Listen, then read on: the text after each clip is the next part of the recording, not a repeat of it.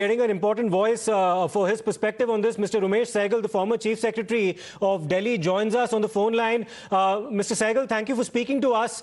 Now, of course, the Delhi Lieutenant Governor has flagged off a letter to Mr. Kejriwal saying that his signature is mandatory for any policy decision taken by a concerned ministry that's eventually sent to the Lieutenant Governor. If you could just give our viewers a perspective of the actual norms that are supposed to be followed here by the Chief Minister's office.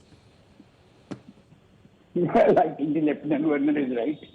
I have never heard of such a thing that some private secretary signs the file and says, Chief Minister has seen it.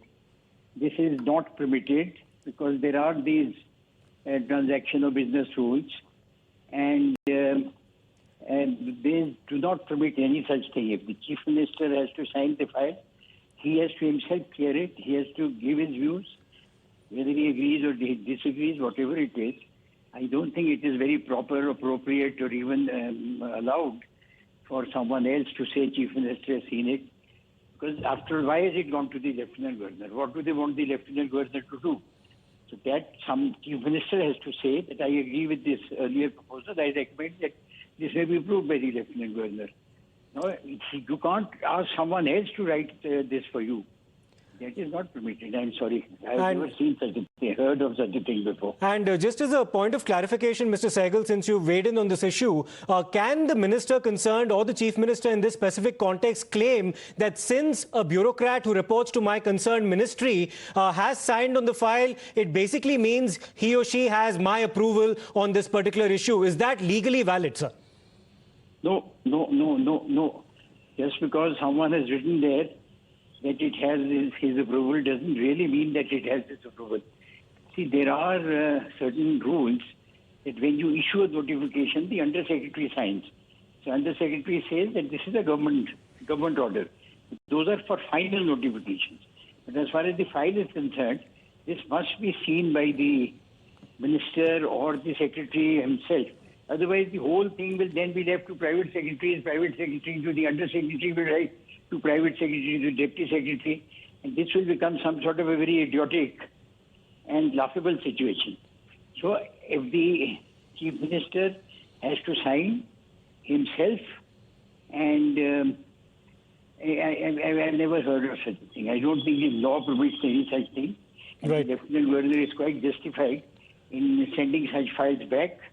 Says, and don't take it as the Chief Minister's approval, so I'm not able to deal with such a file. Right. Many thanks, Mr. Sehgal, for speaking to us and giving us a perspective on what the rules actually are. Let's also speak to Mr. Manjinder Singh Sirsa of the BJP on this. Mr. Sirsa, you also heard the former Chief Secretary of Delhi, Mr. Umesh Sehgal, give us a legal opinion as well on what the rules actually are. What's your view of what the Lieutenant Governor has told Mr. Kejriwal in that letter? No, that is quite true. Being an elected Chief Minister, he's on a constitutional position. The notification has to be issued by a Deputy Secretary or a Secretary, but the final order has to come from the Chief Minister. So by simply saying that I've seen, there should be a proper noting on the file and with a proper signature on it. I don't think that if the Lieutenant Governor has sent a letter, definitely it is under the rule and under the constitution. If we felt so that Chief Minister should sign a proper documents on the file, I think it need to be seen in a very positive way. Thanks for that, Mr. Sirsa. Let me take this across to Madhav Das Gopal Krishnan. Once again, Madhav, for the last several years, we've been witnessing a turf war pretty much between the government led by Arvind Kejriwal in Delhi and the Lieutenant Governor over who has jurisdiction over a certain domain of policy making. And now, if Mr. Kejriwal is not affixing his signature to a certain policy decision and leaving it to the secretaries to sign off on those, then it raises the question over why he's seeking to divorce himself from that particular decision taken by his government, which is eventually passed on to the Lieutenant Governor for approval.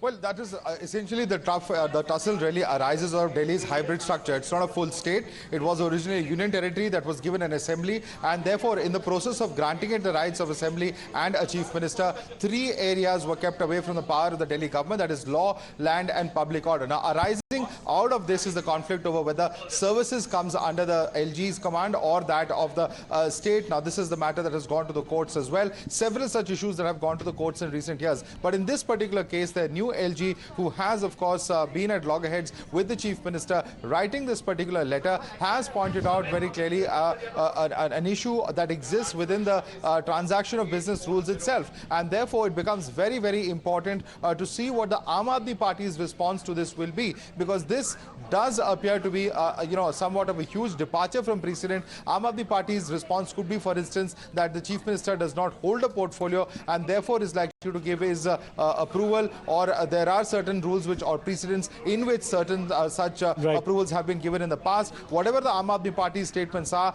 they will be very important to see in the context of the current decision-making process, because whether it is the liquor scam or the excise policy, the fact is that all of these are decisions that would have been debated by the cabinet, and therefore the Chief Minister's sign to that extent very important. Was this an attempt to avoid taking any blame on any responsibility for decisions that could go out of hand in the future?